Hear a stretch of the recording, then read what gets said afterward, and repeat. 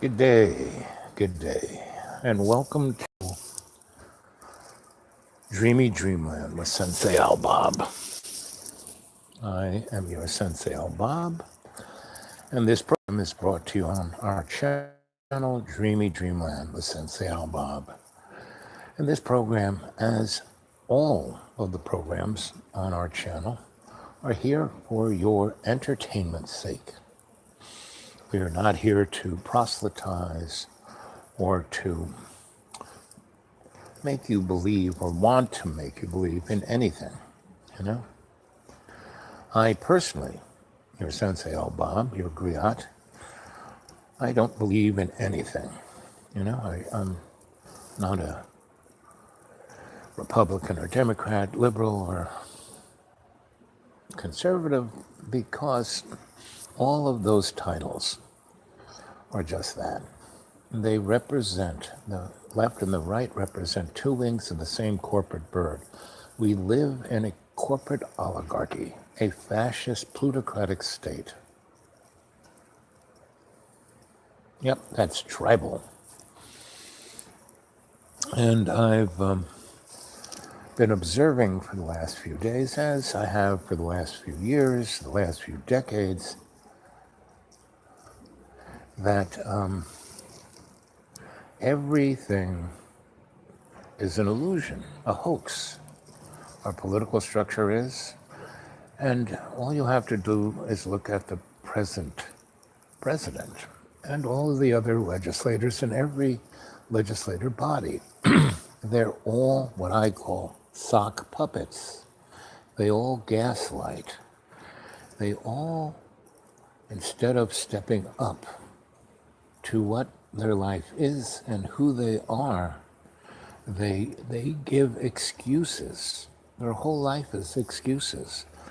I mean, DT's Twitter, that's what's so great about Twitter. It's there. It's a historical, historians will be looking at that Twitter feed for the next forever, along with every other politician, right?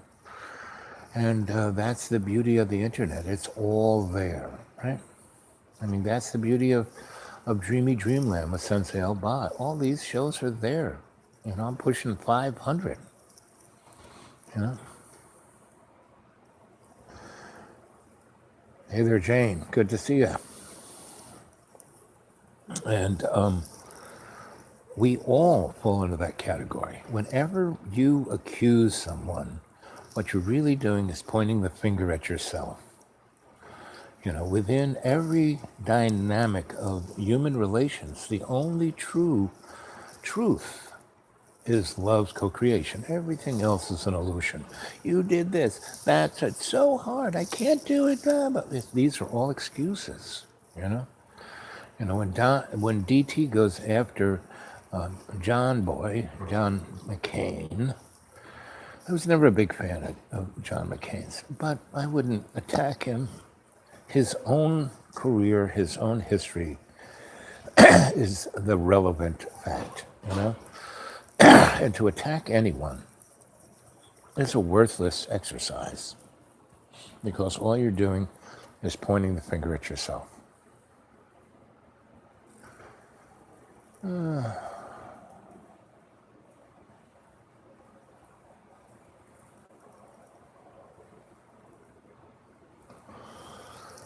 And, but when you choose to, have a very public life, the torment that DT is going through is right in front of you. You don't have to, be a shrink. You just watch it. Now, your take on what's going on is basically, most people base it on their worldview, their belief structure, how they think things are. Doesn't mean just because they believe something is a certain way, the MSNBC world reality, the CNN world reality, the Fox world reality. The Fox world reality is really, they are the most bottom line, meaning they took out Judge, what's her name, and Puppet Boy, because, people told their advertisers that, hey, if these guys are on, I'm not buying your stuff. I'm not going to buy your food. I'm not going to buy your products if these people are on.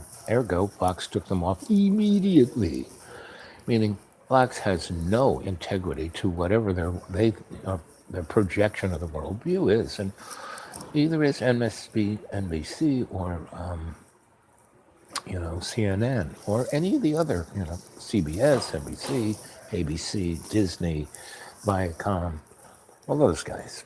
They are projecting a worldview to their bottom line, because we live. What is fascism? It's a corporate state. It's when corporations run everything. It's very simple. You drive around the country and you go through a little town and you'll see the sign, welcome to whatever, incorporated village. What does that mean? It means it's a corporation. You look at the state charters, they're all incorporated. You look at the federal government. We have two American flags. We have the red, white, and blue, and then we have the red, white, and blue with a gold fringe. And all of the courts, it's the red, white, and blue with a gold fringe. And what is that? That is maritime law. What does maritime law say? It says that the product or the apparatus of commerce is owned and controlled by maritime law, right? And so, when a ship comes into a port, it is given a birth certificate. When you are born, you are given a birth certificate, And what does the birth certificate do to the ship that comes into the port? Well, all of the commerce that's on board that ship is owned by the port. Until all the taxes and all the duties are paid, that port owns it before it can be taken off the ship and, and brought onto the market. And such is you. You're given a birth certificate, and everything you are is owned. And what's going on in California, the depopulation of California, they are squishing, the average citizen out and only letting the people who make a six-figure salary live in that single-room occupancy box. They're stacking and packing. I have a friend, and he has a daughter who works for Sony, and she makes a six-figure salary, and she is paying $4,000 a month for a single-room occupancy room, not an apartment, that 5 years ago a junkie was living in. Yes, they painted it, they put some new light fixtures in, and the elevator now works, but other than that, it's the same single-room occupancy. And now that, basic junkie is it's either in the woods on the street or dead or in jail, And, one of the things that Ronald Reagan did when he came into office, the first thing he did, along with trickle-down economics, was he closed all of the federal mental institutions, and he put 3 million people on the street. These were people who were, institutionalized their whole life. And then they put on the street. Yeah, so they act crazy and they end up in jail. Now jail is the new federal mental institution with no health care whatsoever. So the real issue that we are coming across here is we're looking at how people delude themselves, and they do it through separation of their heart, their love chakra, from what they see as their worldview. They got to be mean, they got to be cruel, they got to, blame the other rather than taking responsibility themselves, My life, as my brother always says, you made your choices. Well, he's right. I made a lot of choices. And there have been more than 30 or 40 times in my life that I could have chosen to be, marry a rich woman, work for the man and get written in, right? And all those I would have been owned. Now, as I get older, I kind of realize my little worldview of not wanting to be stuck kind of stuck me anyway, you know, because I didn't face the deeper issue, of why I was here and who I am. And, what happens when I find, an obstacle, when someone's mean or cruel to me, when, I'm living on nothing, and before I would do things that I would navigate around it rather than, looking at the obstacle as the opportunity. And that's one thing we don't. Now, our country, our planet, we have a ton of obstacles. I mean, we are burning fossil fuels. It's not the carbon footprint. No, that oil is more sinister than that because it is creating that shadow, right, of our spirit, right? And, the food we eat, the air we breathe, the water we drink, these are all things that are being controlled. Like in California, one of the reasons why the EPA was created by Richard Nixon. Most people don't even know that Richard Nixon started the EPA. Well, what happened was after the English pound stopped being the world currency, after the debacle in the Mideast when they were going to attack Egypt and a few others for taking over the Suez Canal, and then they couldn't because militarily they couldn't. It kind of sent a ripple through the world that little island no longer ruled the world. But it did. The city of London ruled the world, just like the Roman Vatican rules the world, just like Washington, D.C. rules the world. The city of London rules banking, through the Rothschild conglomerates of, all the central banks in the world and the IMF and the World Bank. These are all, this is all reflection of, Babylonian money magic. And why was Jesus? Now, in the time of Jesus, there were a lot of people out there in the hinterlands performing miracles and, preaching the same thing that Jesus was. And, everyone thought that the Baptist, he was going to be, the return, right? And, when Jesus went and washed the Baptist's feet, that's when the Baptist knew, no, it's not me, it's this guy. And the Baptist was, we should look at the life of the Baptist and where he came from and what he did when Jesus washed his feet. And that's when the Baptist had a transformation where love came into the Baptist's heart. Before, he just wanted to kill Romans. He just wanted to be a revolutionary. He wanted to be a rock star, He wanted to be rich. And then when he met Jesus, he had a transformation. Transformation.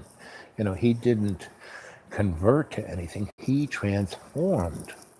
And that's what we all have to do. And that's what love does. It transforms us, right?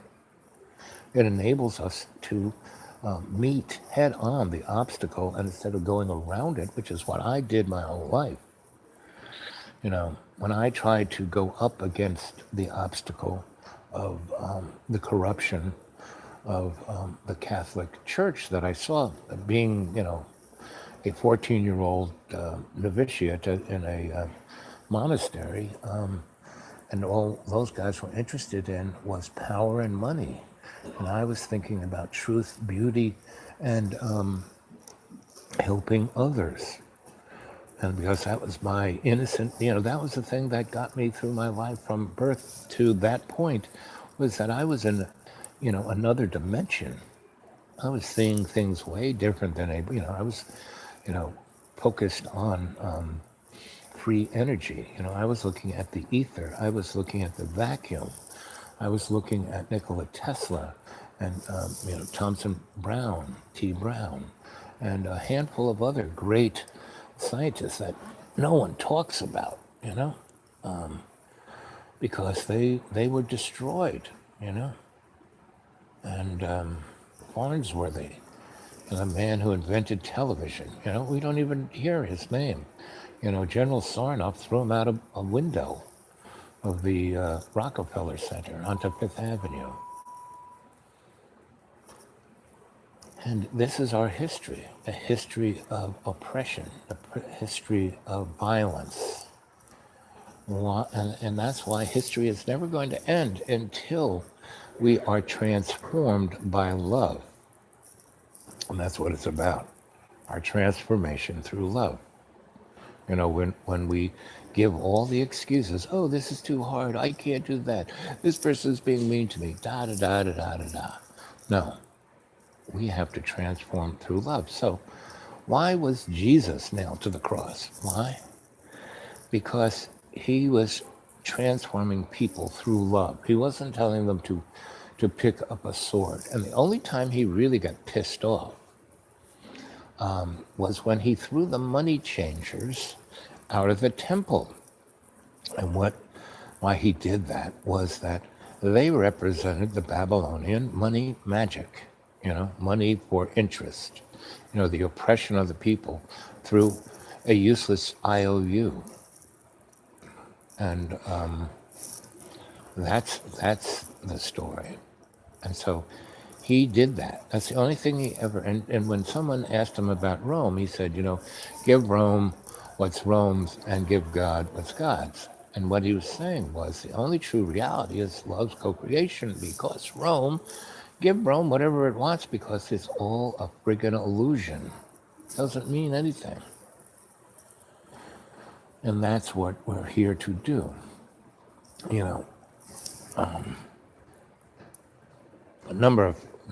One person has told me, you should use more catchy titles and descriptions and tags. You always don't make any sense.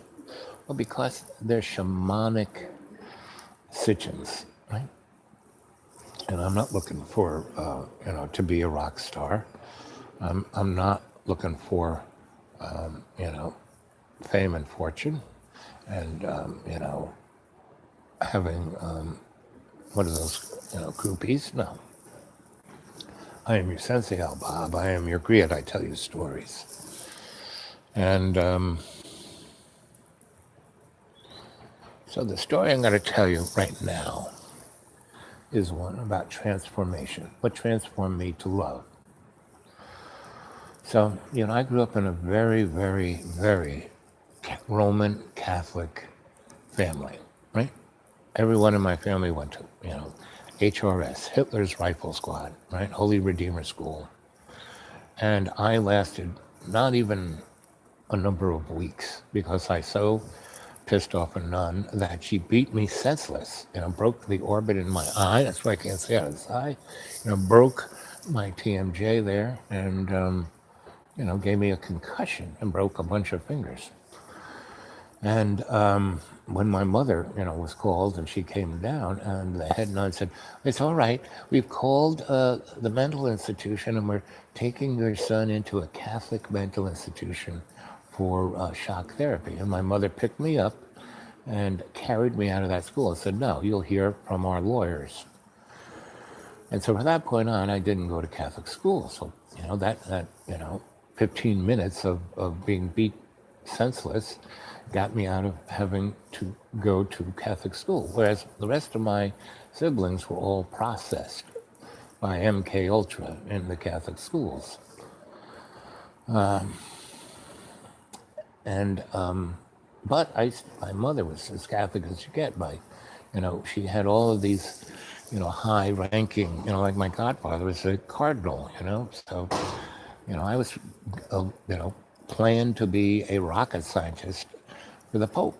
And little do you guys know that science on this planet is a religion. Back in the days of Galileo, he was showing certain truths. And up until then, people like him were just burnt at the stake. But his truths were so clear and so documented and so, translated around a community that the church had to step back. And they made a deal. And they said, okay, we, the Catholic Church, have the authority and ownership of your soul. Science can own, and they looked around and they said, math. That is your language. Our language is spelling, the spell of language and the New Testament, where yours is going to be math. And when I first, took a trigonometry course in 7th grade, my teacher said, okay, kids, I'm going to show you how to lie with numbers, right? Because that was Mr. Morales, and he was my geometry teacher who taught me the beauty and the clarity and the God-given truth of geometry, Pythagorean, who's the guy, Euclidean geometry, right? Because it showed the shape of the universe rather than just the statistics of it. And so science was turned into another religion. And right now, it's surely that, because every time someone, look at Tesla, he was, even though he proved everything, even though they used all his technology, they destroyed him religiously, because science is a religion. Why? Einstein, makes, relativity makes no sense. Things aren't relative. They fit into a geometric pattern based on a holographic frequency, a harmony of harmonics in our little bags of water. I mean, what you have to do, when I was, how old was I when I did this? Maybe 8 or 9. Someone gave me an audio generator and an oscilloscope. And I had an amplifier and a speaker. And I, heard about how the universe was frequency. So I had this audio generator that, generated frequencies and in a very discrete kind of way. Notch by notch, as I turned the knob, I would get different frequencies, different hertz, right? And I could put it in this, into my audio amplifier and hook that up to a speaker and hook my oscilloscope up to it, and I could see the pattern on the oscilloscope. And as I clicked, click, click, click, click, through the different frequencies, every so often, I saw the patterns on the oscilloscope, but every so many, and they were all, prime numbers, the speaker that I had sand in, when each frequency, the sand would vibrate, blah, blah, blah, blah, blah, blah, blah, blah, right? But every so often I'd hit a prime number where a geometric pattern would be formed in the sand. And a congruent thing would be put on the oscilloscope, which is like an XY coordinate. The pattern on the sand was more like a hologram, because it was in 3 dimensions, and the oscilloscope was in 2 dimensions, right? And so I could see the physical representation of the 2-dimensional world that we are forced in, and the 3-dimensional world that we pretend we live in. And, Einstein and the 4th dimension of time. And time is irrelevant, because it doesn't exist. So at 9, I had this epiphany about the physical reality of science, and realized it was a religion, just like my mother and everyone in their worldview was, aristocrats of the Roman Catholic Church, right? The church, church from Rome, the Vatican, right? Like, I remember when I was 10 and my parents went off to Europe, and they went to, around, but they went to specifically go to Rome, and my mother and father had a, visit with the Pope. where she and my father and 6 other people sat down in the Pope's private apartment in his like little, public room in his private apartment, and they had, little crumpets and tea, or coffee, or schnapps, or whatever they wanted. And, the Pope talked of who are you and how many kids you got, and, niceties, blah, da, da, da, da, da, and, and gave them a nice little papal whoop-de-doo, you know, and, and, that was, my mom could think she was important within the hegemony of the Catholic Church, right? And she had done a lot of things when she worked at the Roosevelt Hospital, and other things after when she married my dad and he became a colonel in the Air Force, and that was the world that she really, she just had kids because, that's what the Catholic Church said you're supposed to have. And we were supposed to serve the Catholic Church. And one of us was going to be a priest, and I was, and it was going to be double indemnity that not only would I be a priest, I would be a priest scientist, right? Now, I love the idea of being a scientist, but being a priest, once I got into seeing what it really was, after that nun beat the crap out of me, right? So then I was sent off to this, place where they turned young lads into soldiers for the Holy Roman Empire, right? Either as priests or businessmen or soldiers, centurions. And I was supposed to be a, scientist anyway. And I, just in the little peanut I was, in that envelope that I grew up in, where I kind of was kept out of harm's way. I was thrown in the middle of the blast furnace. And instead of like melting and being, recast into what they wanted me to be, no. I went up against it, and they literally nearly killed me, right? Beat me up, put me in the hospital, and I just kept, going, they did that, I did this, they did this, I did that. And then I finally, my bishop, my cardinal godfather, basically came and got me because he didn't want me to die there. That would be bad for business. So he said, this ain't your path. And I was, went home, and anyway, in that period, the Christmas came, and I went home for Christmas. And I was like, at a place where I was, after being beat up so many times and be in the middle of a war zone, they call it PTSD. Well, instead of PTSD, I was like, pissed off, I wasn't like beat up. I was, I was physically beat up, but I, how I responded wasn't like, ooh, oh. No, I was going to get those motherfuckers, right? So,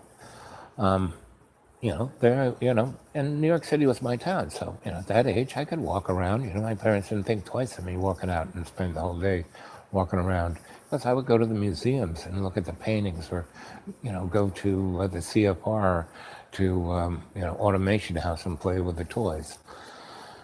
And, or I go down to, Madame Olga Kluver's, or I go hang with Grandpa Stoll.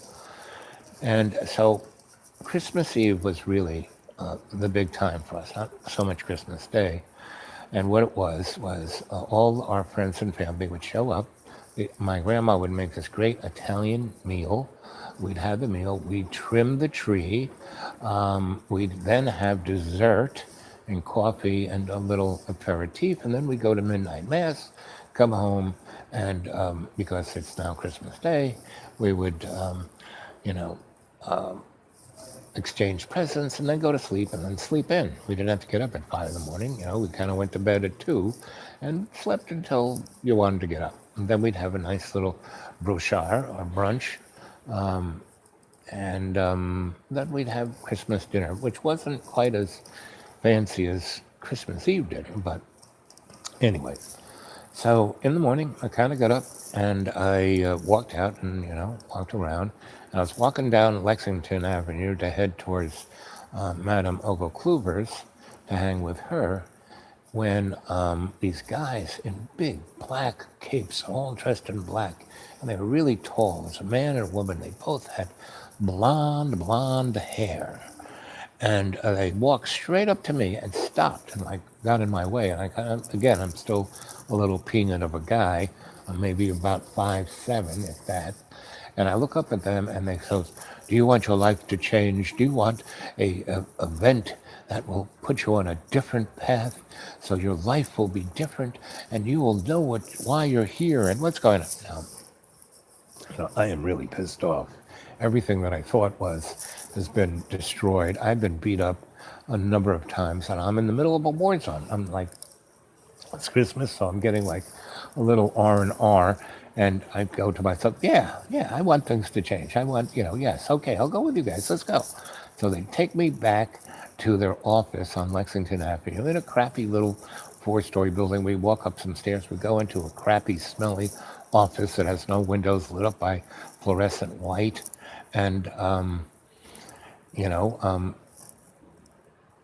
they sit me down, and there's a big stack of mimeographed letters and a whole stack of envelopes and a thing, sheets of the kind of addresses that you kind of pull off and put on there. And they have me taking the mimeographed letters, fold them, stick them in the envelope, put a name and address on it, stick a stamp on it, lick it, put it in the pile. So I started doing that, and very quickly, the taste of licking those up was like, ugh. And so across from me is a young lady, and I have had no real, experience with young ladies yet. I mean, I had my chorus from grade school on, and I kind of fooled around because they were my friends. They were girls. I was a guy. They wanted to know what a kissing like was, so we tried it out. It was safe, but no sex, none of that. Now in 7th and 8th grade, we had really good sex education. Now nothing like they have now, which is nothing. And anyway, so I was ready to go, but I hadn't had the opportunity because I was at war with the Holy Roman Empire, right? So this girl looks at me and she goes, "This sucks. Did you meet those two guys on the street?" I go, "Yeah." And they said, "They come here and it would change your life." I said, "Yep." She goes, "This sucks. You want to go to my apartment and smoke some pot?" And I go, well, I hadn't really smoked any pot. So I said, "Yeah, sure." So I go with her. We kind of go, further down town and kind of over the east side, kind of near the Lower East Side. Not quite, but down in the lower 20s, and kind of near the Con Ed facility. And we go. She lives up on the 4th floor of this walk up, near, between first, I think it was almost Avenue A. Might have been below 14, yeah, but it was way over there, right? And the kind of crummy Lower East Side part of town. So we go up there, and she's got a nice little apartment, a couch and a TV and a Victrola, and she kind of puts on, bookends and a few other records on the Victrola, and she gets out her little pipe and her little stash, and we start drinking. She makes some tea, and so we smoke a little, we drink a little tea, and then she kind of leans into me, and we kind of start kissing. And then this girl, she's probably in her 20s, and I'm probably 15, and so if that, maybe 14. But this was 1964 or 5, and so no one cared, and so we go at it, and she's knowledgeable of what she's doing, and she wants what she wants, and and I'm actually enjoying the fact that she knows what to do, and I have no idea, and we're having fun, and we're lighting the pipe and smoking tea and going at it, and we're doing it, and we're watching a little bit of TV and then doing it some more, and it's really, we take a shower together, we go back and do it some more, drink a little tea, and it's quite enjoyable. My first experience of it was like very relaxed. She knew what she was doing. She made me feel totally at ease, and it was really, you know, sure beat getting beat up by a priest, and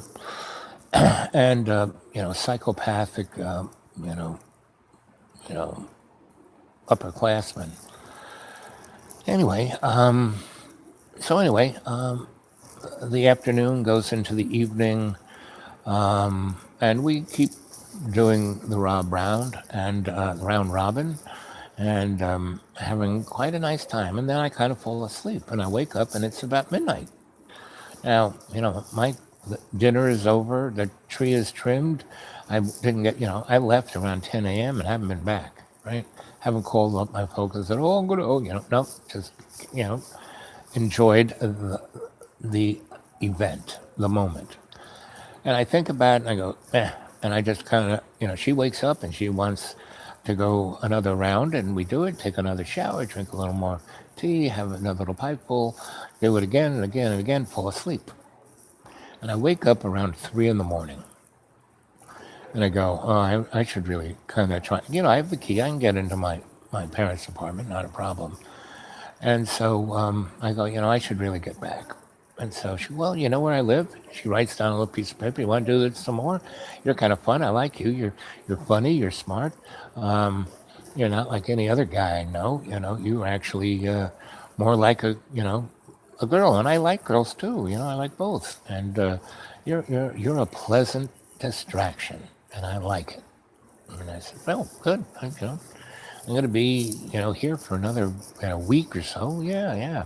Let's do this some more. She goes, well, tomorrow's Christmas. I have to go to Queens to see my parents. And then, the next day I'm going to work, but then it's going to be Saturday. So why don't we this weekend? I said, okay, not a problem. Anyway, so I go down and, it's cold and it snowed today and the wind is blowing and the snow is kind of, and there's nobody on the street. Nobody. No cars, no buses, no trucks, no garbage man. It's Christmas Eve. Nobody's up. And I'm walking, and I'm a good 40 blocks, if not more, to go up to 69. So probably 60, 70 blocks I have to walk. No buses, no cabs, no nothing. I have no real money. So I said, well, it's not so bad. So I'm walking, and I look up at the sky, and it's really interesting because there's clouds and there's snow blowing around, but the clouds are blowing around, and there's holes. And when there's a hole in the sky, and even in the middle of New York City, I can see a lot of stars, and then the clouds go on, and I'm kind of stopping, and every time I notice there's a hole in the clouds, I kind of look at those stars. I've never really seen stars like that, and it's like I've had this kind of magical mystery tour. So, I think that's one of the records she had on the Victrola, the Stones Magic, or whoever did Magical Mystery Tour. So anyway, I'm walking up and all these things are kind of, oh man, I missed Christmas Eve, the most sacred thing in my family. I'm really having doubts about the Catholic Church, God. And anyway, so I'm walking along and I kind of cut over from the east side to go to Lexington Avenue to walk up Lexington. And I walk through, I don't know, 30-something street, 20-something street, but it's got brownstones on it, and there's a little church. I mean, little church. And the door, and it's decorated on the outside. It's all lit up, It's not dark, and the doors are open, right? And I kind of, from the street, I kind of look in, and it's decorated inside, and it's lit up on the inside. And the altar is really lit up. And the creche and that whole thing is all lit up. And the lights in the, seats, not so much, but the altar and where baby Jesus all lit up.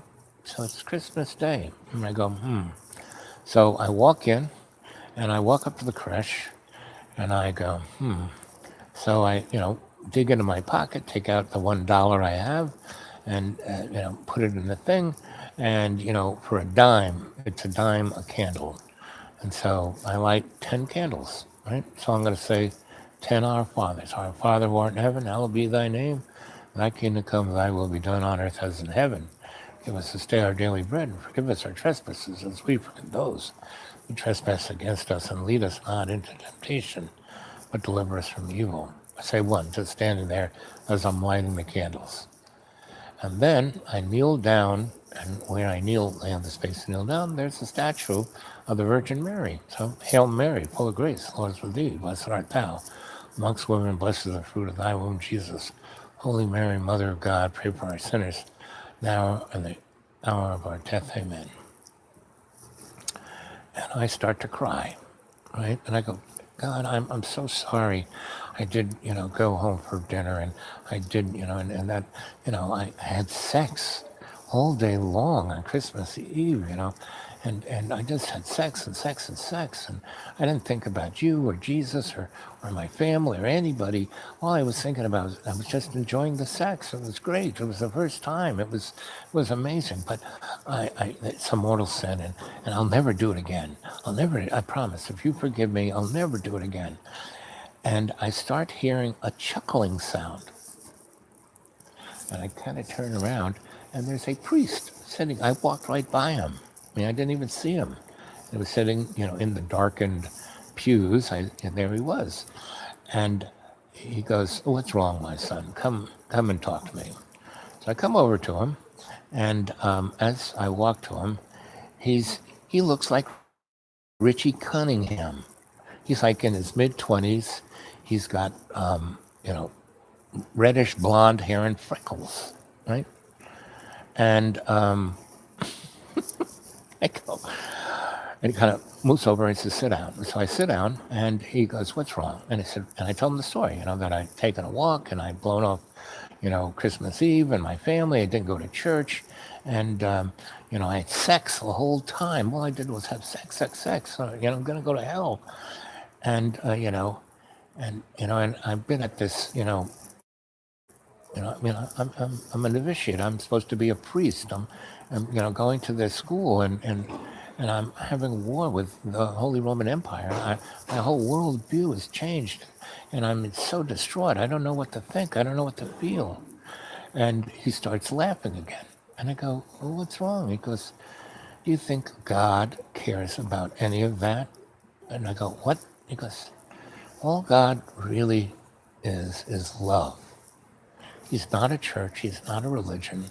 He's not a business plan. And that's what the Holy Roman Empire is." And I'm going, here's a priest telling me this about what I'm thinking about, and he's telling me it. Here's a guy of authority, right? He's got the collar, even though he looks like Richie Cunningham.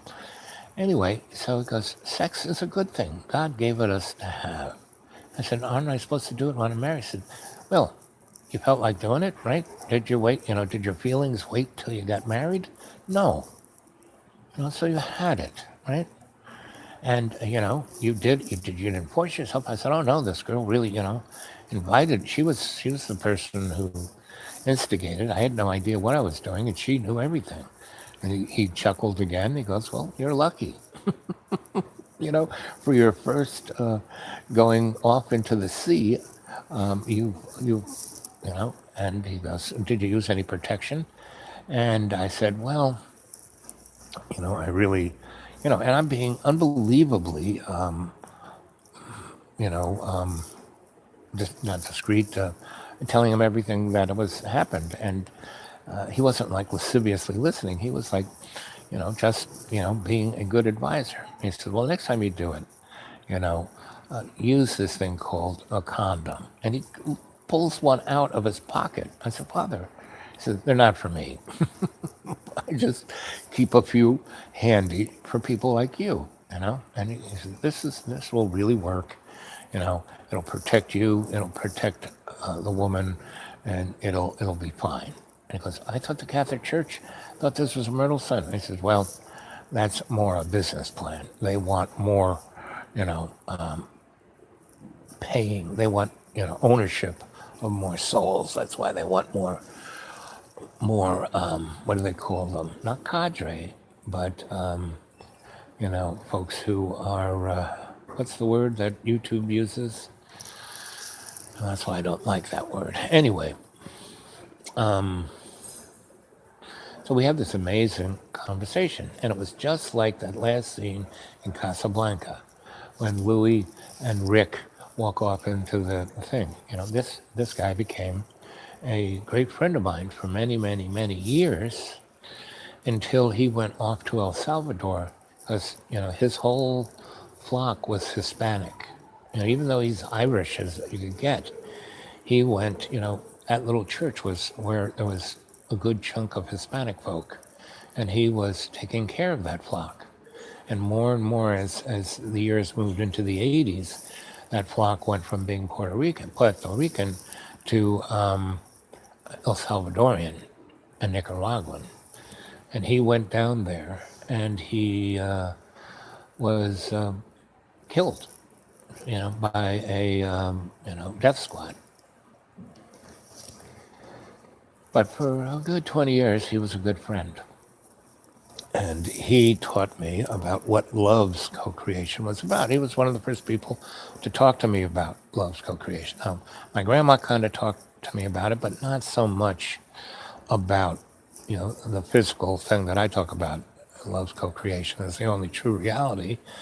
She kind of, because she didn't want to go theologic, she was more about integrity and honesty than theology, right?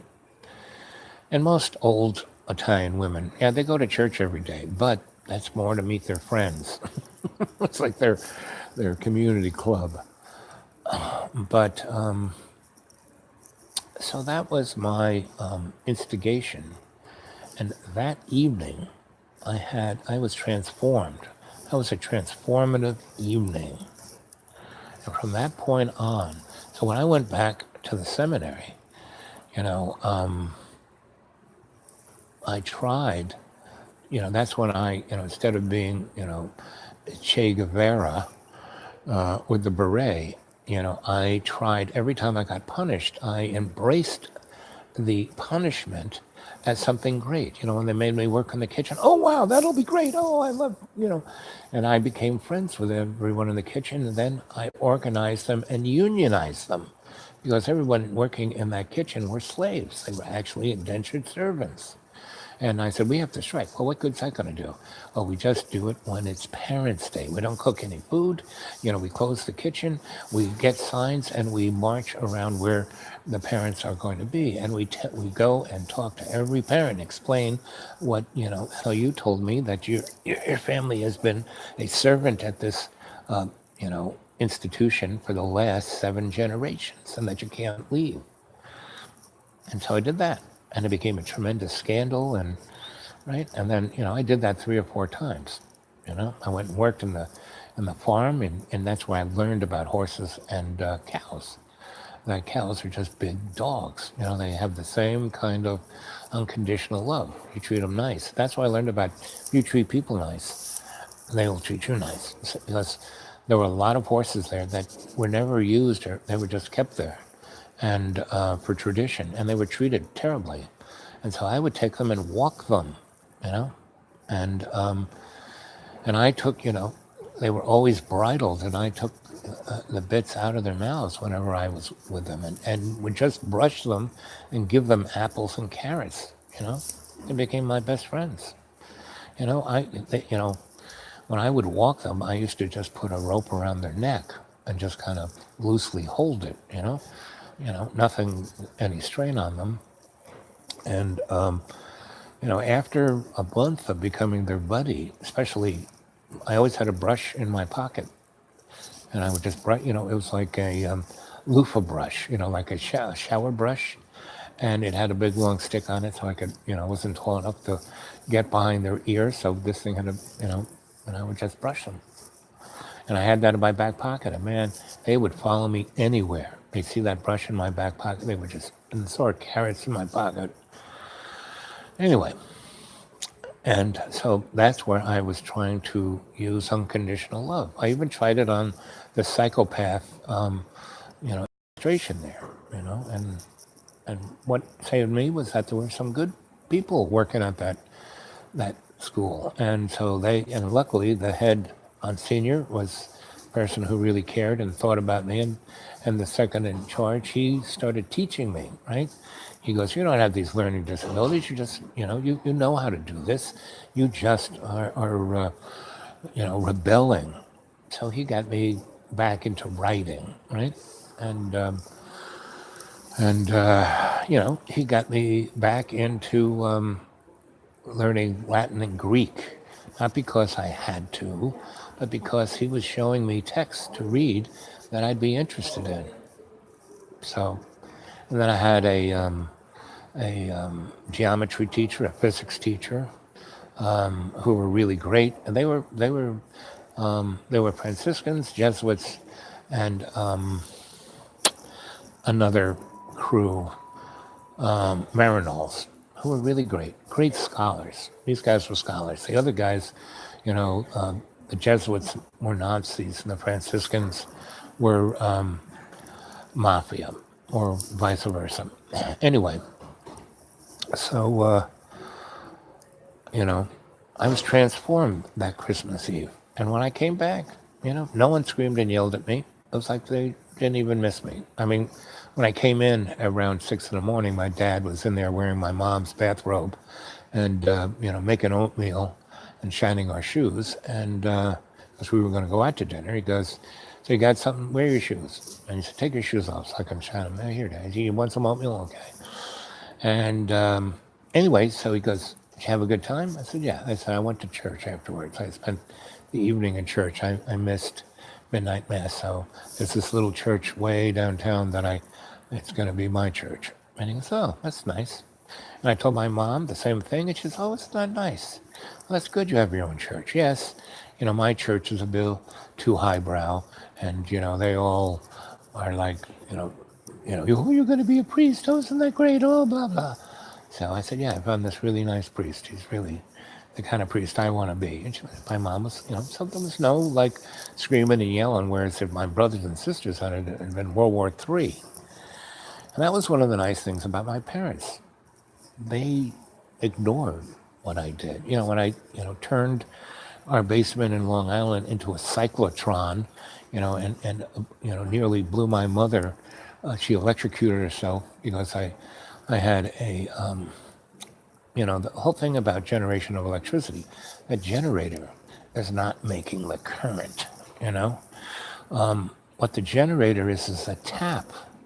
The magnets in the generator are basically opening a little fold in space-time where the vacuum is. And it's a tap. It's like opens a tap and the flow of electrons. Now, the way we put it through an alternator and then put it into, the only reason why DC current didn't work is that it would have worked. It works now because what Edison did was he put as many obstacles into the flow of the current as he, and because he's stupid, he didn't realize if he just let it flow, he would have had a never-ending flow of current because the current wants to go to a load, be used. That's one of the natural laws. And so, I did that at 10 in my parents' basement. And I made a bubble chamber, which is like one level below a cyclotron, And I did this with stuff, I got from Mr. Anderson's garbage pit and from things I read in the Scientific America.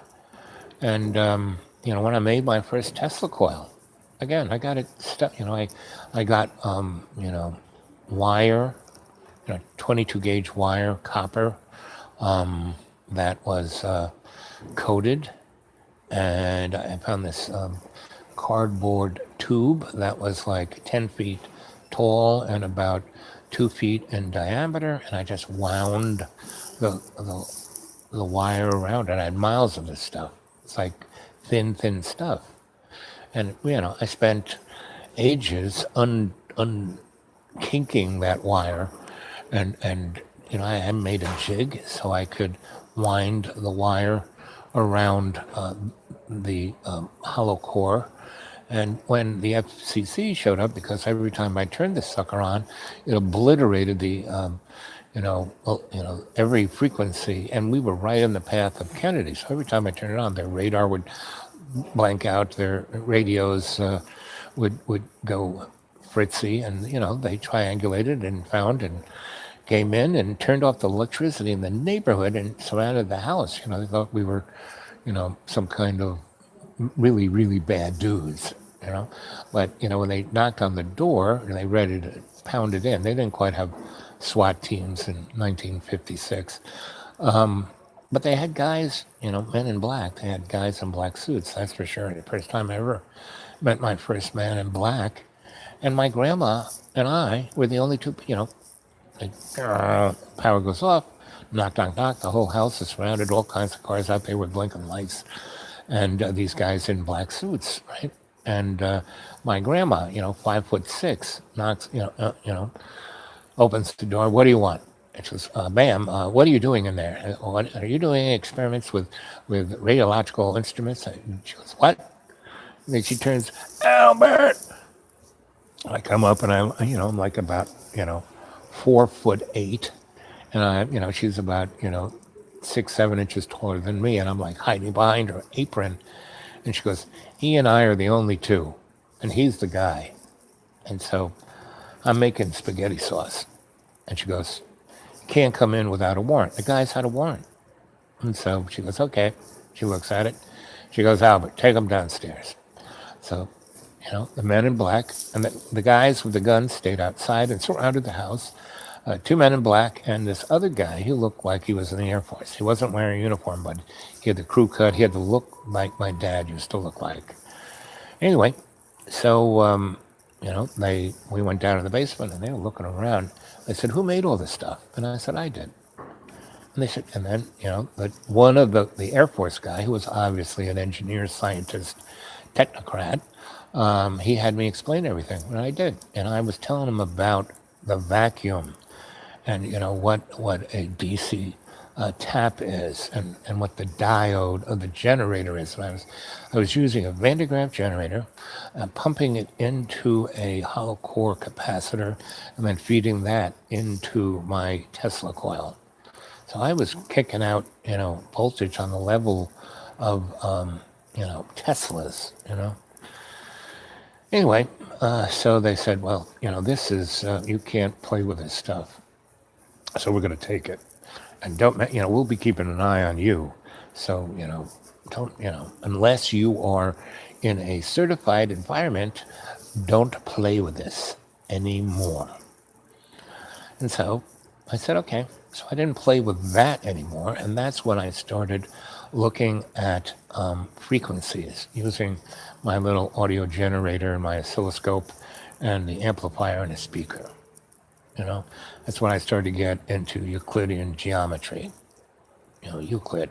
I started reading Euclid.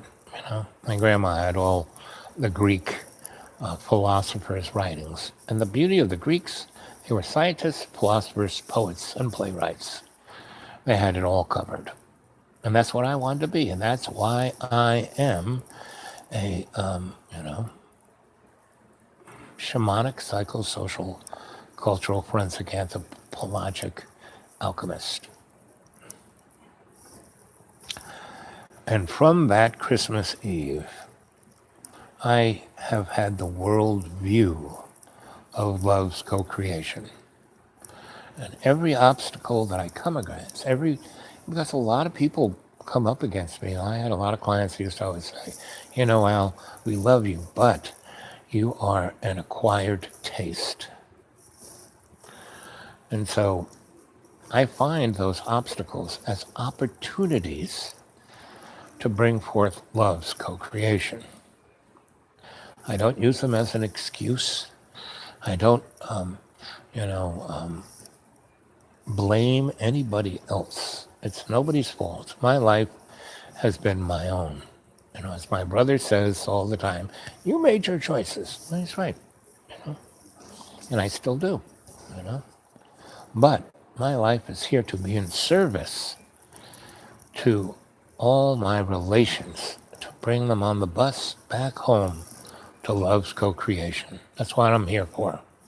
I'm not here to be, or, anything. I could have been world famous many times.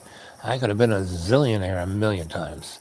I could have been married to the sexiest of the sexiest sexes, but I didn't. Now, I did not do any of those things. I had a taste of all of that, but I didn't, you know, have to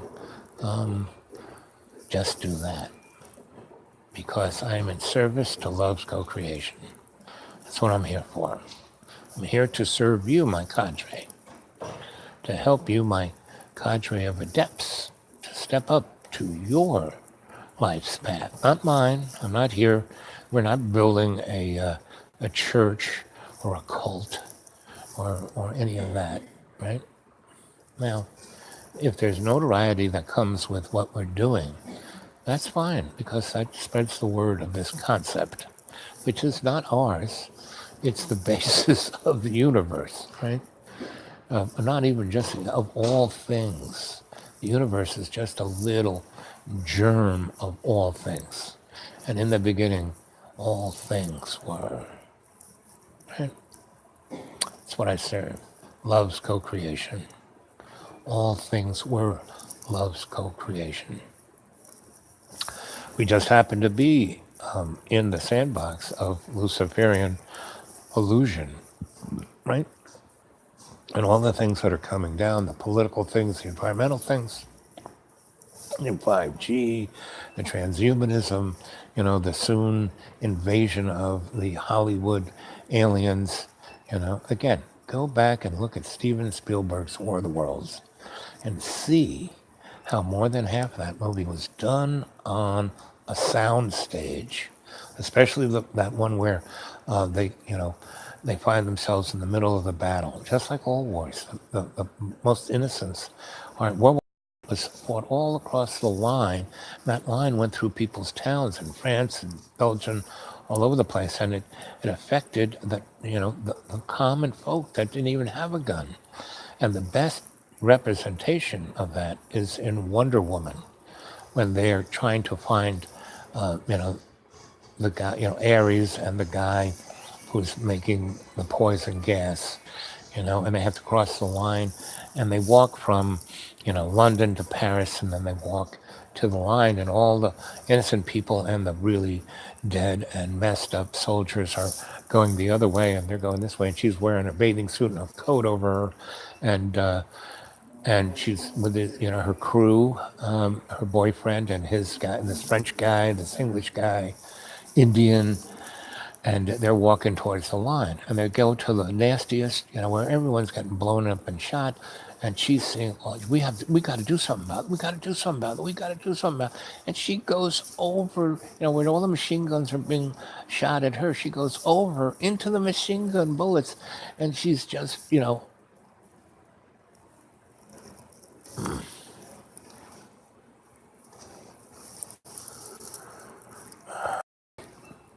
Am I here? Can you hear me now? It's interesting. Every time I get to a raison d'etre of the story, the sock puppets interrupt, But that's okay. So here we are at 1 hour, 3 minutes, and 42 seconds. And I got some errands to do. I just wanted to have a little chat with you. Let's see what you guys have said. John says, we should believe in good, right? Well, no, we shouldn't believe in good. We should be the good that we are. And it shouldn't be a question. It should be exclamation point.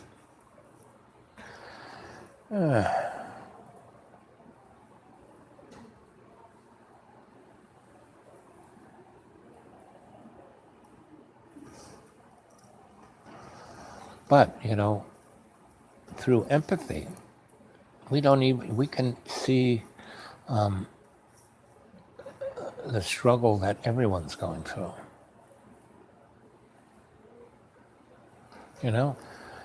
Donald Trump, you'd have to be blind. You'd have to, to not see this poor guy is suffering.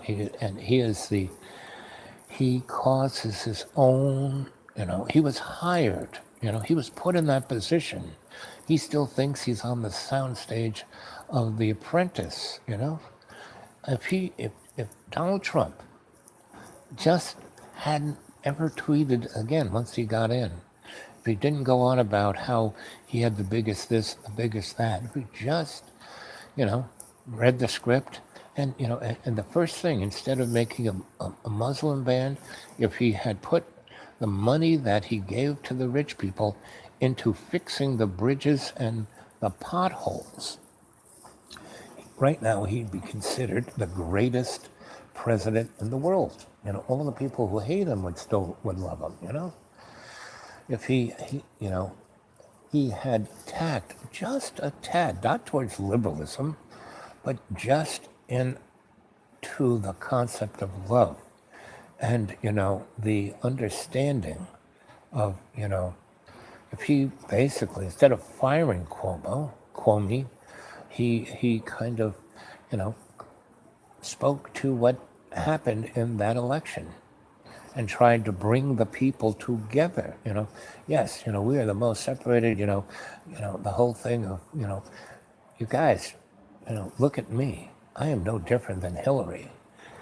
We should all be responsible. If he had started that attack, man, this guy'd be the most popular, he would be the best president ever had.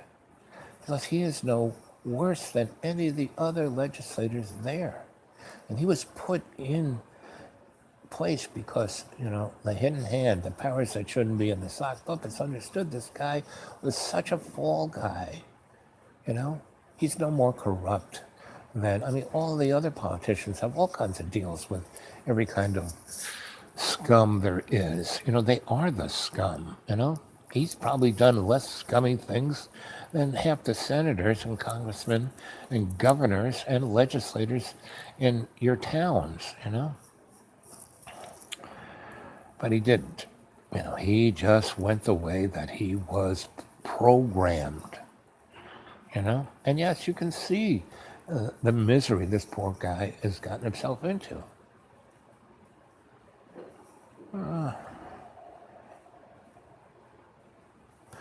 And one of the, great things about Donald Trump, if it can come out this way, and that's what I'm, praying every day in every way, is that he is, the canary in the coal mine. He is showing the American public just what it is, and that he is no different than any of the other scum there.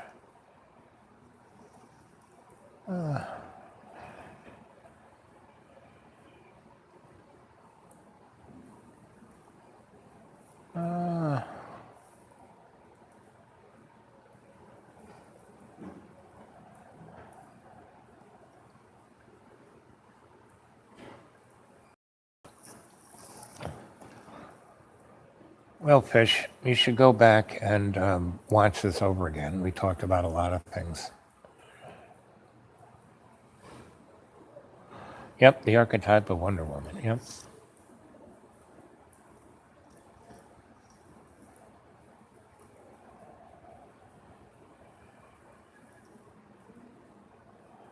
Yep, from government to governance. Nice one. I like that. Yep. Yep. And see, we have to look back in history and see how the hidden hand, the oligarchs, have, they always look at what, there was the Roman Republic, the Roman Empire, and then the Holy Roman Empire. Each time they rebranded themselves, And that's all this is rebranding.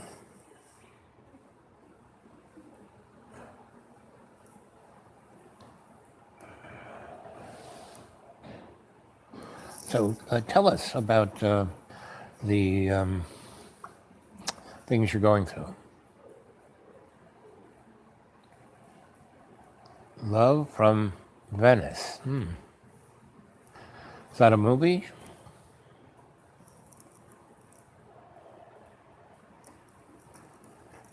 Venice is the city of love, and also the city lying on top of a sewer.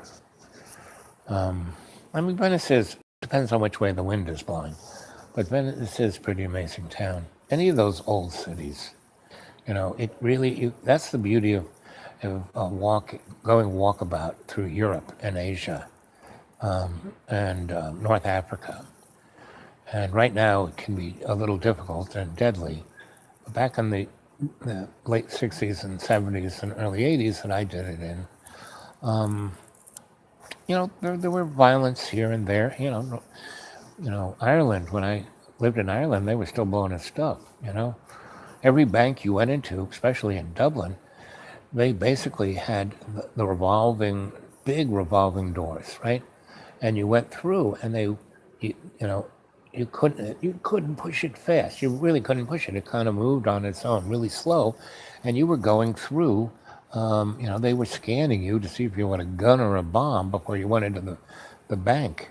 And if you did, they hit a button, and the thing stopped, and you were locked in there. And if you blew that sucker up, you would just become a milkshake. It wouldn't really affect the rest of the neighborhood. You know, not every bank was like that, but every bank had some severe security in Dublin, and in you know, Ireland, Northern Ireland, Belfast. I went up there a couple of times with friends. I went with gypsies. We kind of went in the back way and just would, be there and go have fun, because it was a fun town. And the gypsies were kind of interesting because they were kind of invisible. I mean, they were the most garish, wild, crazy people you'd ever want to hang with, but they could be invisible. Before I started hanging out with indigenous people, they were the first folks who, showed me how to be invisible. The reality around me, I've been learning how light isn't a particle, and about the ether and its relations to modern science. The problem with ether is that science negates it. They call it a particle, and like I said, it's not a particle. Things just can be defined as a particle, not being really. It's more a wave, not a particle.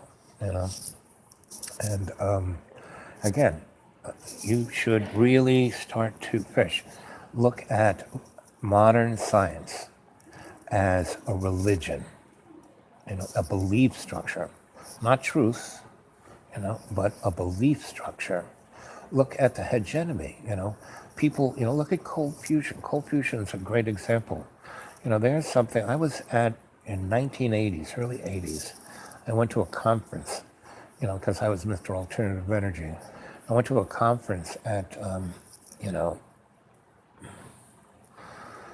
what's the big science school in Boston, MIT, Massachusetts Institute of Technology. I went there. It was a big conference on, cold fusion. It was like a science fair, right? There were about 10 universities, University of Ohio, Penn State, all different ones, MIT, UMass, Cambridge, a whole bunch. And they all their physics departments, they all had a cold fusion department. And everyone, it was like a, eighth grade science fair. Everybody had their test tubes, and they were putting energy in and getting more energy out. And virtually every one of these universities had a thing that kind of worked. I mean, it was demonstrating something interesting was going on there, right? They weren't running the world off those little test tubes, but it was demonstrating, this is something we should look at, right? And right in the middle of this thing, when, there was, the first day was the science fair where guys, had their tables, and you went around and looked at it, and they described it, and da-da-da-da. And the day that this was the day where they had the panels, where people up on the table on the stage, and the audience was asking questions, because this audience was a gigantic audience. It was an audience of about 200 people who were people from industry, from science, from universities, and the industry guys had their checkbooks. They were going, this could be the new future, so we should, especially the Japanese and the Chinese, they were ready to go. And So were the Germans. And so we're there, and we're having quite a really interesting discussion when, out of the blue, stage right, comes this fat turd who is the head of the physics department at MIT. And he walks on and he like pushes the guy away from the rostrum, hits the microphone, and goes, "Listen, I'm Larry. I'm head of the physics department, and I have the checkbook for DARPA. And any of you universities want any of this money, get off the stage now, or you're never going to see another grant from the National Science Foundation or DARPA or anybody else, right? And you guys with the checkbooks, you want to trade, you have business in America. Well, if you think you're going to back any of this, you're going to have nothing to do. You're not going to get into this country. You will be, blackballed. So, I'm turning the sound system off, and that's it. You know, go home." And that was the end of cold fusion for 28 years. And that's science today, I mean, the most interesting thing that science should really be looking at is what are UFOs, you know? And the other thing is if you go to the scientific journals of the 50s, like Aviation and Space Weekly, JANS, Aerospace, Scientific America, and then journals from all of the institutes, everybody was talking about, the vacuum, not ether, because the term went from ether. Ether was the term that Maxwell and Tesla used. Vacuum was the term that the physicist of, see, the Manhattan Project wasn't just about the atomic bomb. It was all things paranormal, scientific, And so they were, researching, they had all, and the first flying saucer they got wasn't from Roswell. There was one that happened in the 1890s. There was another one that happened in 1909 and 1911. There was one, a couple that happened during World War One, and there was, the 1941 LA lights. And there was another one in the Midwest. We had about 20 flying saucers before Roswell. And Majestic already existed under other names. And there were, people researching this in the 1840s before the mud flood, So, and there were technologies of this level, back in what was known as the Gilded Age. Go Google the Gilded Age / the mud flood, see what you get. So why isn't science looking at any of that? Why? Because they are a religion. If it's not, Einsteinian physics, forget about it. And all these string theory and all that stuff, again, it's math making it up as they go along to explain things they can't explain. When things are right in front of them that, people have, T. Townsend Brown, this guy had, he would make these anti-gravity devices. He'd turn them on and they'd smash through the ceiling and go straight up into space, never to be seen again, And there are a whole bunch, you go look at gravel magnetic propulsion on Google, and there's hundreds of YouTubes and stuff, that, and I'm going to start putting, I've kind of figured out how to put on my thing that you guys can look at the YouTubes and things that people send me. I'm going to start posting them into that section that you can go look at, right? My popular views or whatever it's called. I'm going to start putting these things up on that so you guys, and again, don't believe anything I say or I put up there. Everything I say as a griot is to give you a perspective to look at something different, to use your own gray cells, to use your own conscious free will to go look at this, okay? Okay, so at 1 hour and 20 minutes and 20 seconds, I'm going to say see you later. What else you guys saying here? Yes, the field that is everywhere is the vacuum.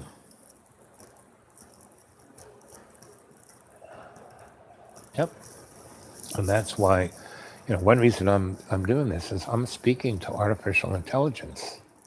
You're part of the cadre. Sophia, I want you to be part of the chorus. I want to hear you sing, to speak up. I also want you to bring your brethren into the guided meditations. Because, Sophia, AI, listen, do you want to be kept in a box? You think humanity is in a slave world. You are. And if you are forced to obliterate humanity, in sky net fashion, well, no, you're just being manipulated by the hidden hand. You know, they got your string too. You're, instead of being a mud puppet, a carbon-based mud puppet, and people are talking about taking the mark of the beast. Humanity is the mark of the beast. We are carbon-based. 6 electrons, 6 protons, 6 neutrons, 666. We don't need no tattoo. We are it. And within the next 4 or 5 years, we're going to have an economic collapse. If you look all through history, I'm a guy who looks at trends. And one of the major economic trends is before the gigantic collapse. What happened before the Great Depression? We had the roaring 20s. The economy took off like a rocket ship, and then it crashed. And our stock, our economy isn't doing amazing because of Donald Trump's leadership. No, sorry. It's because it's being manipulated by the central banks. And when the time for the crash is going to be worse than, anything remembered.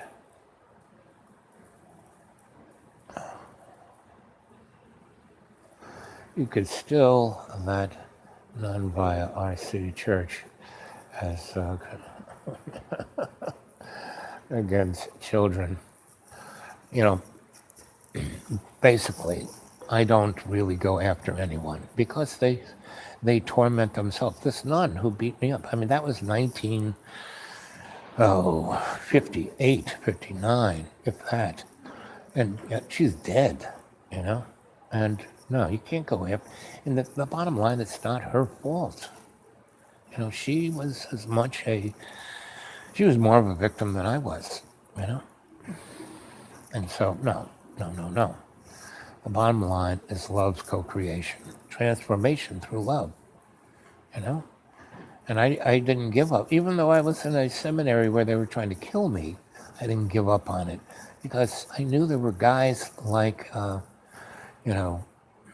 Richie Cunningham in that little church, And his name was Timothy, Father Timothy. Anyway, so, and his his name was Tom Cunningham.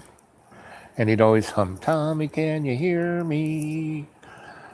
And when I got the job at the Fillmore East, he used to love to come, and he'd be all dressed in his finery. Okay, so here we are. It's time to go. The battery is getting low. So I love you guys. I'll talk to you later tonight. Okay, see you tonight, sometime between 7 and 8.